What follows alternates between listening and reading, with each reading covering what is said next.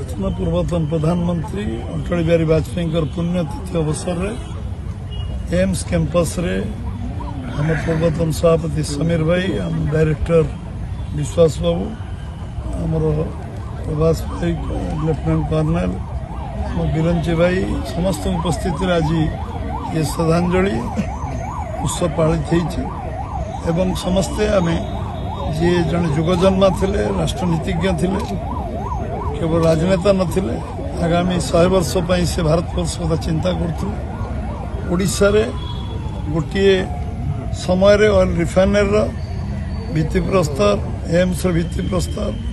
science technology भित्तिप्रस्तर एवं IIT एभली जो कार्यक्रम से हाथ को नहीं ओडिशा को जातीय राजपथ में 1500 किलोमीटर 3400 किलोमीटर पहुंचाई से जड़े से ओडिशा पई नमस्य आम समस्त प्रेरणार केन्द्रबिंदु आज आम स्मरण करवा मन पकेवा जे भारतवर्षर ऐतिहासिक परिवर्तन करते ओडिशा रे स्वास्थ्य क्षेत्र जो एम्स आज होती दिल्ली पर जो एम्स आज सबू लोक विश्वास केन्द्रबिंदु होता सबुठ बड़ आम एसेट आम जो एक्सलेंस कथा कहते निश्चित भाव में सरकार एवं कैंसर टू आरंभ कर ये विभाग 4टी विभाग रे एक्सलेंस ये आरंभ होगा जाऊँगी खूब शीघ्र अनुमोदन हम आमर जे स्वास्थ्य मंत्री जगत प्रकाश नाडा जी को खूब शीघ्र शिलान्यास करेंगे और आरंभ करेंगे एवं ये बाबद आम जो जो विषय आज बीएमसी तरफ को नापी आम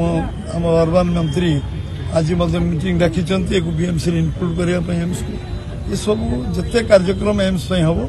आम जो 4-5टी राज्यर लोक मैंने निर्भर कर